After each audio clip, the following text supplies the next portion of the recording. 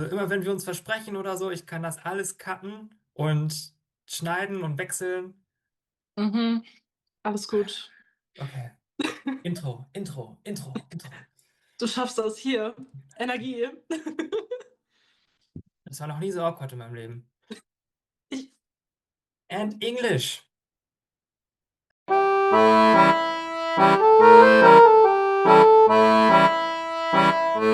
Welcome back to my channel. Today I have another interview, this time with a very special guest, a dear friend of mine, Jaszczuk. And today we're going to be talking about Sorbian folk magic, Sorbian culture, Sorbian folklore, and all of the above. Just to kind of introduce yourself, who are you and how do you relate to the Sorbs? yes, hi, I'm Saya. I'm a pagan witch from the 𝔖𝔬𝔢𝔨𝔫𝔨𝔢𝔫 here in Germany. And yeah, usually I just try to educate people about the lower and upper Sorbians, and that's all I do actually. There's nothing special, nothing whimsy, it's just education. Thank you for taking your time with me today.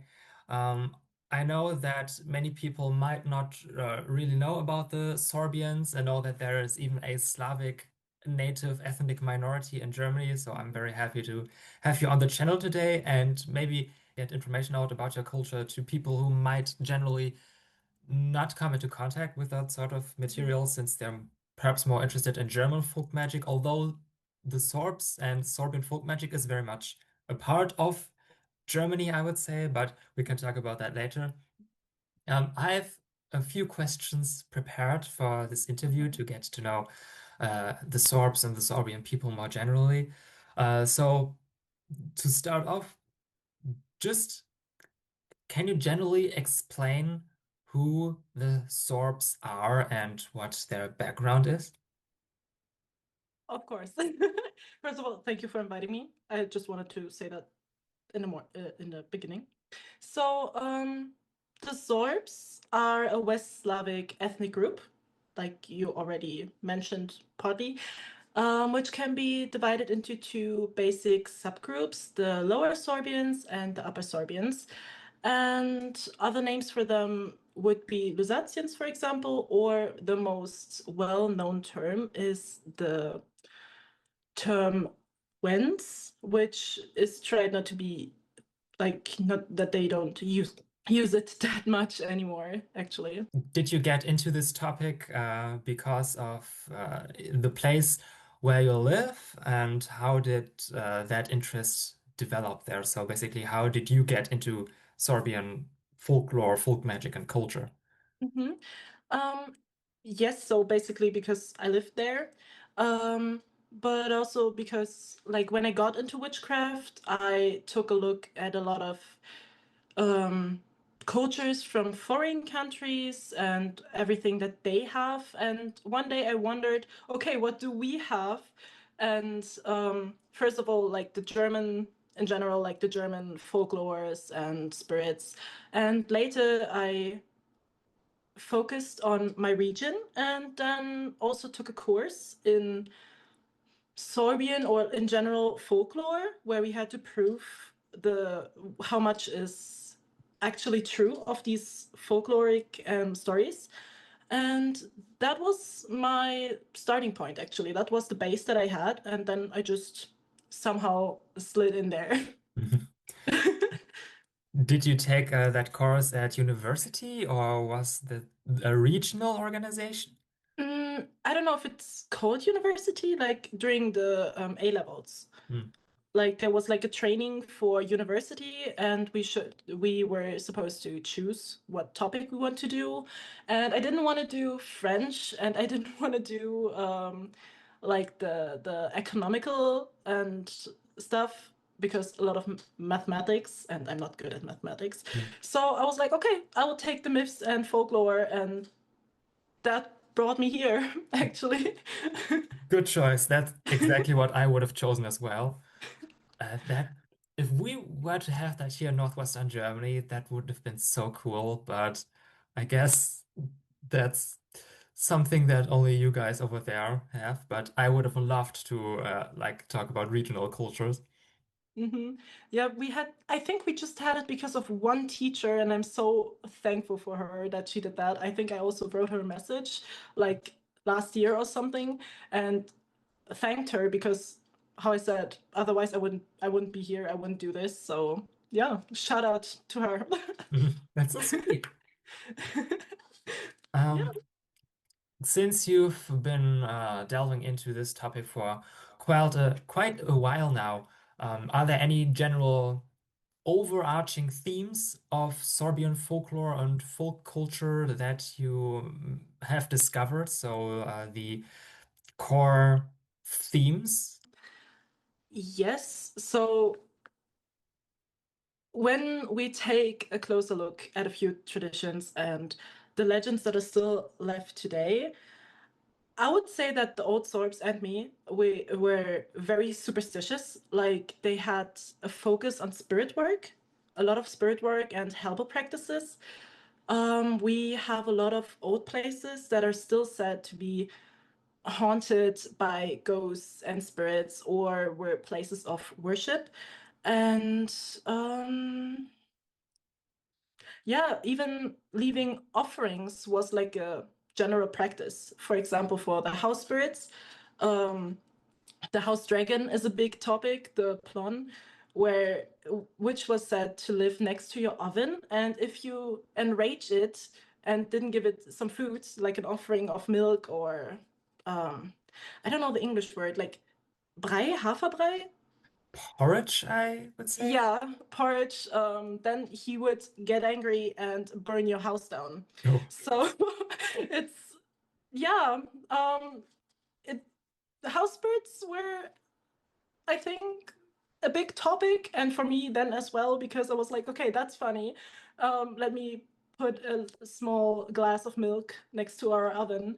Um, but there's also a lot of rituals to bring in luck, like the originally the bird's wedding, that is a tradition in the Lusatia, is or was said to bring in favor of the gods Mhm. so that you get some luck and that everything is fine for the next year. And like the rituals of the Easter water fetching, where girls take some water and they're not allowed to talk during their walk through the village.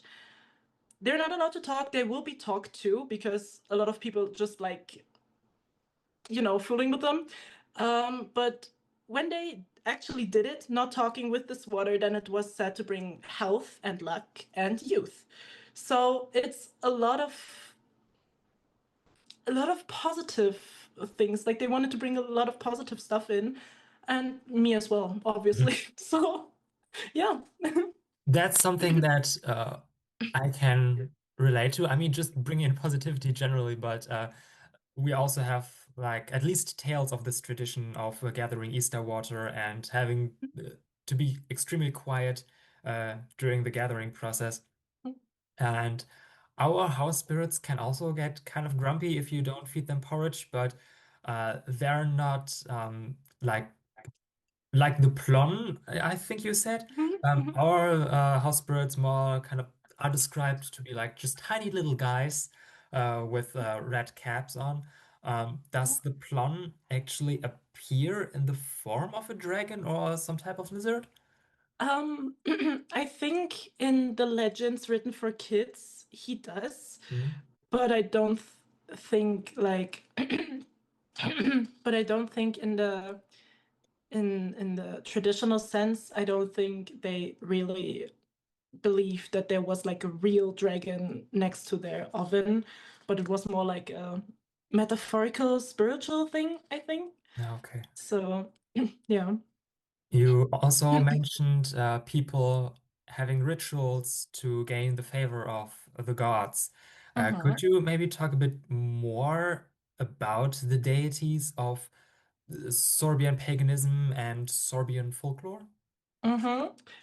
My favorite topic actually, because there's not much left about the deities of the Lau and Apollosatia, and we suffer from a lot of misinformation. which was spread because people, of course, tried to reconstruct the old beliefs. So what I can tell you right now has to be taken with a little bit grain of salt because some of these might be theories. I'm still looking into it, but I can send you all the sources later that I used for my study for now. So basically, the Sorbs believed in more than one god, and of course, a lot of spirits before the Christianization. Sorry. And it was generally believed that every place and every little village had their own little god or big god, depending on the region, um, which was only collectively remembered if their name was spread across the borders. For example, like one Slavic god is Svantevit of Arkona. He's remembered now because a lot of people carried him with them. Um, but for the Sorbian gods, especially for like smaller villages like where I grew up and lived in, um, we don't know actually. So for the only hint that I found in the Lower Lusatia itself for their old beliefs was a legend which I found in 𝔖𝔭𝔬𝔢𝔨𝔬𝔫𝔨𝔬 which is, I think it's considered a village. I don't think it's a city. Near 𝔬𝔢𝔬𝔢𝔨𝔬𝔬 which is Kalo, if you know that term, which mentions the Slavic goddess Shiva, which was associated with marriage and the so-called Bridal Hill in 𝔖𝔬𝔢𝔨𝔬𝔬 So there's always like this source to this source to this source, and this leads back to this. Others that I can name you, like roughly, is 𝔖𝔐𝐴𝐵og, who's apparently the Wendish god of the hunt. Plusso, who's not a god, but more like a hero. Yarovit or Gerovit, even though I don't know if he was associated with Western Slavs as well, but sources I have for now say he does. And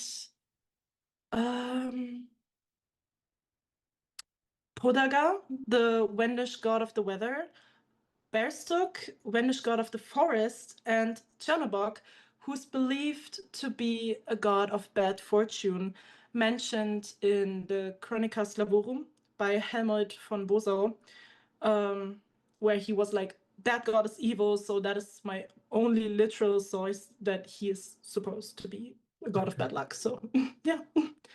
And do these deities, either the more general deities or the highly specific regional deities, play a part in your practice now that you live in Berlin and not in Lusatia anymore?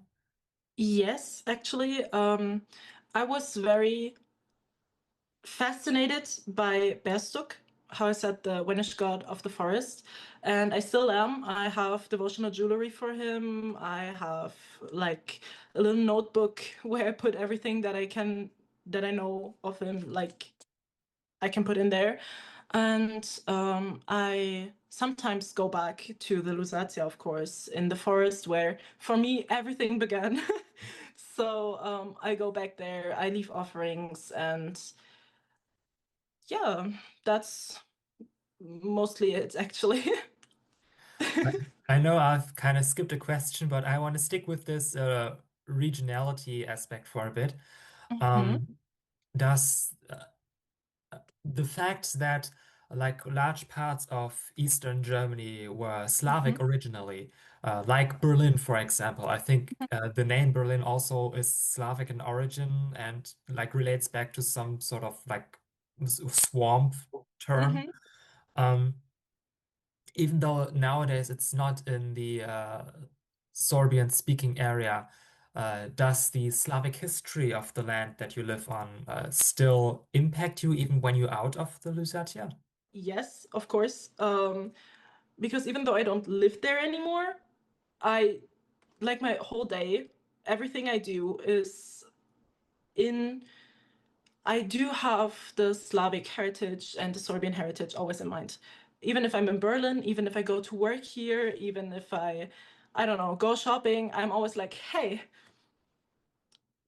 that's actually like a Slavic thing, and that's what I do basically. So Yeah, it's always in here. Always. And now circling back to the fifth question that I Hmm. actually wanted to ask before this and the outline. Um, You are not in the Sorbian territory right now, but when Hmm. you go back, I see it sometimes when you post it on Instagram and you are in the train and the uh, train stops start having Sorbian names next to the German Hmm. ones. So, of course, the Sorbian language has a huge cultural significance. Hmm. How does that significance impact you in your practice and day-to-day life? Like the language itself, Yeah. or um, I would say it's like 50-50 because of course, when I do my practice, when I do magic, then I try to address spirits and gods in their Sorbian names if I found one, or use some Sorbian terms I found online or that I know by now because of learning. But I'm not fluent enough in Lower Sorbian grammar that I could write my own spells and prayers in Lower Sorbian. So from the vocab, it's okay, but with the grammar, I no. So yeah, it's like a 50-50 thing. I try to use it more, but the grammar, so it's my goal for the end of this year that this will get better and that I can use it more often. Yeah. Good luck with that. Um, I um, whenever I do spells in Low Saxon, for example, uh, they immediately feel more homey to me. Hmm. So that will maybe be the experience that you have when you do your spells in Hmm. Sorbian.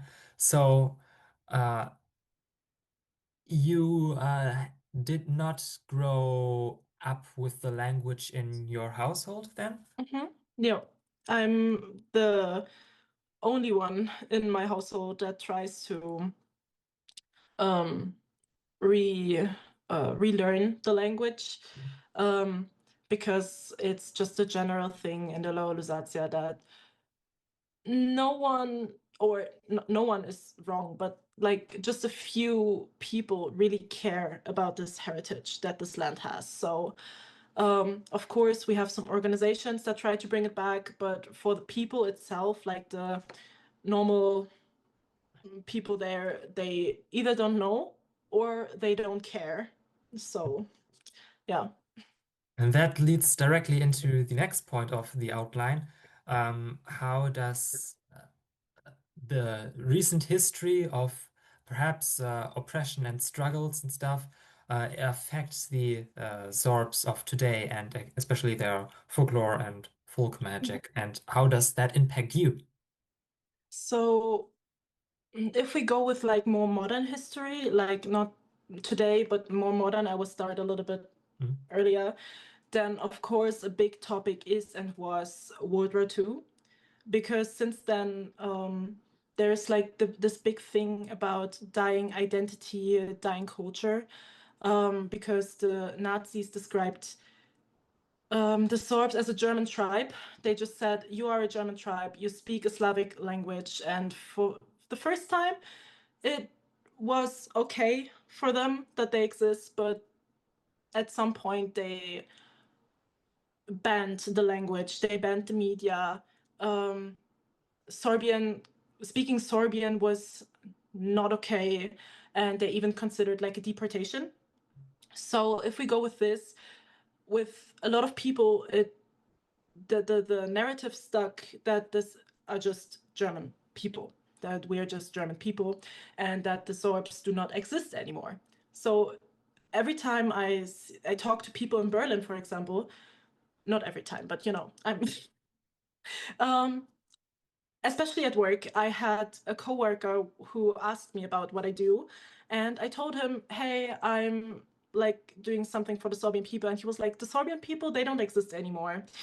And he is from Sorbian area, like Mm. he is from this place, and he still doesn't know that they exist. And so, even to this day, and this affects me personally, not because I lived through it because that's not what I want to say. But there's a lot of discrimination and even violence against, for example, Sorbian youth. If I find the articles, I can send them to you, but I need to scroll a lot until I find them because they're from 1 or 2 years old. With like a club, like a meeting point for Sorbian youth was burned down, and Sorbian youth was beaten because they spoke Sorbian in a club. Um, and for me, like even though I am not the one that got beaten or not because it was not my house that was burned down, but for me, I am hurt when I read and hear about this because that just leads back to the culture dying out because then we're back at the beginning with yeah, no, we will just stop and yeah. That's really depressing. Um, I It is. mean, at least with my culture, we also have struggles with like representation and getting the language out there, but we are like the majority where we live, and Mhm, we aren't being discriminated against by outside German culture being like, no, you have to speak standard German.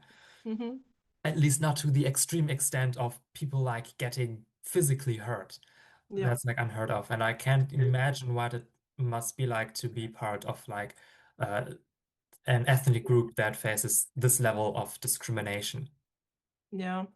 How I said, for me, the only things I lived through, which is not physical like harm, no one beat me, but for me it also hurts when people say you don't like these people don't exist. So why are you doing this? Why are you learning the language? It's dead anyways.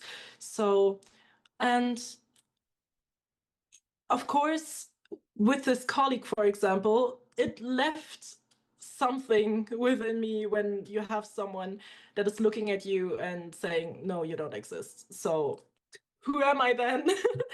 So yeah, yeah. Uh, would you say that you touched briefly on the impact that the Nazis had on Mhm. Serbian culture?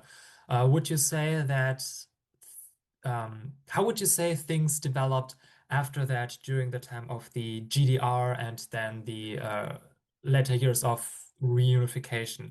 Do you have any thoughts on how that impacted Serbian culture?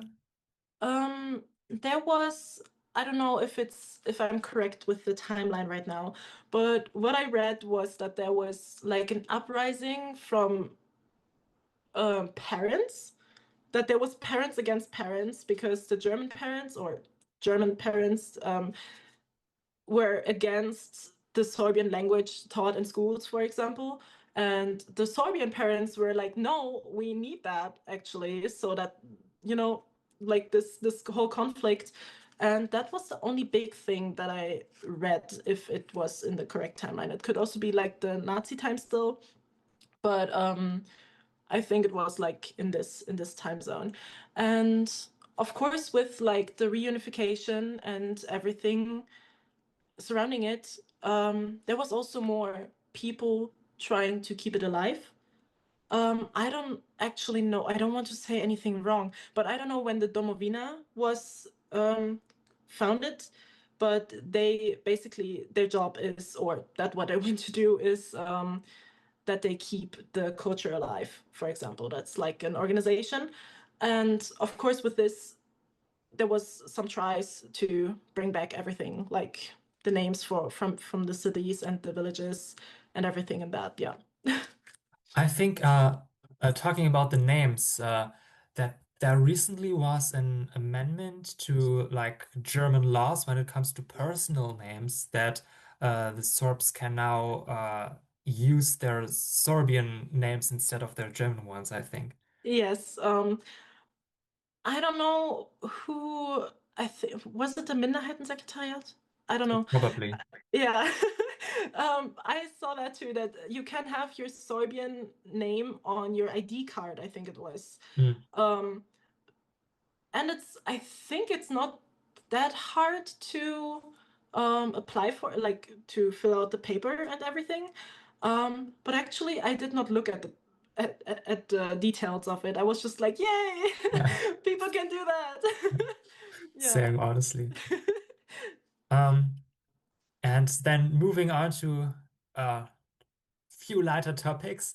Mhm, Um, for anyone who's been listening to this now and has developed an interest in Sorbian folk magic, folk culture, and stuff, um, mhm, what advice would you give them? Also for people who might be like in the diaspora, so descendants of Sorbians who moved out of the Lusatia region. mhm. Um, First of all, of course, reading will be your hero in Shining Armor. Like reading, what I started with was like the folklore in there's a lot of like folklore collections that you can just read online, and you don't even need to pay for some of them. Like some are just online, a website in English and in German, and even some in Sorbian. So you can just look into that, and with that you will find a lot of small things in them, like for spirit names, for example, and stuff like this. And if it's just for culture and basic alone, I would recommend social media, of course. There's a lot of social media channels that are covering events, culture, customs, even news if you want to like get into that. And you can also check the homepages of some cities, for example, Cottbus and Kalau, and um, of course websites of the Domowina, for example. And yeah, and if it's for language, the most of the language courses are for free because it's a dying language. You can just look online, and if you're like, okay, I'm bored, I will learn some vocab, then you can just go on there, have tasks, have everything. So, yeah. And I will be putting some of the links that Zaya talked about in the description below. So for anyone who's curious about them, you can check them out there. And I think we're almost done.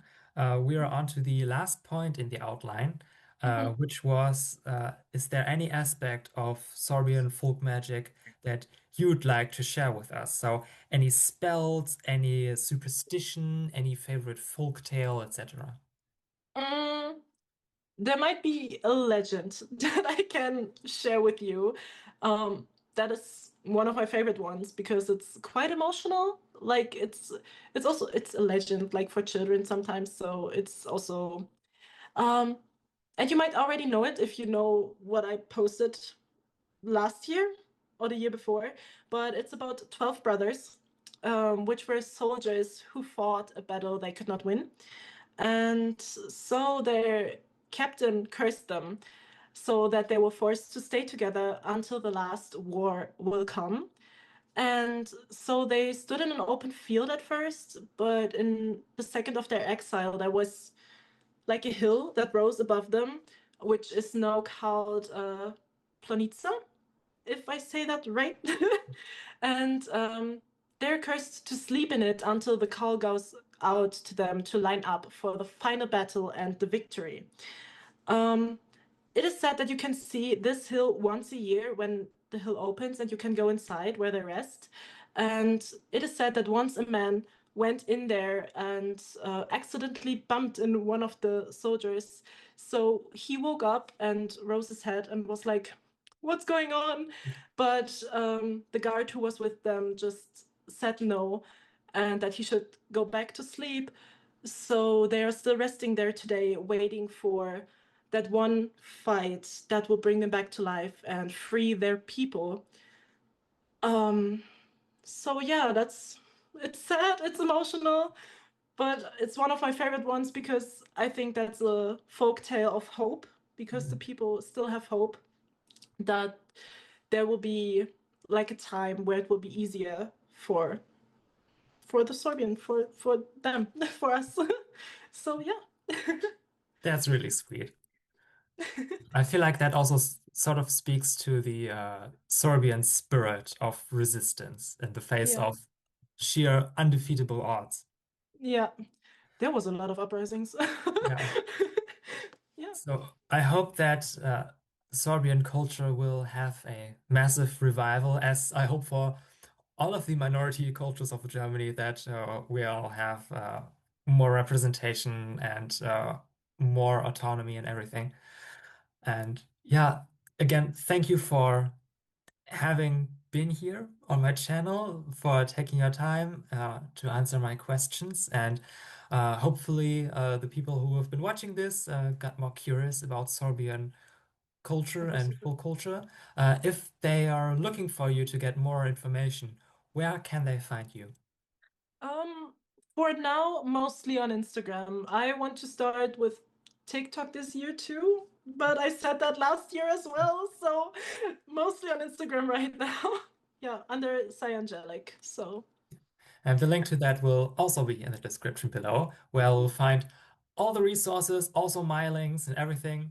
And yeah, Saya and I will now do an extra video for my Patreon channel where we'll try to teach each other our minority languages. So I will try to teach Saya a few sentences in Low Saxon, and they will try to teach me a few sentences in Lower Sorbian. So if you're curious to see how that one goes, and if you want to actually hear our minority languages being spoken, then you can hop on over there. And if not, that's perfectly fine as well. In any case, I wish you have a great rest of your day, and Lordy wat goed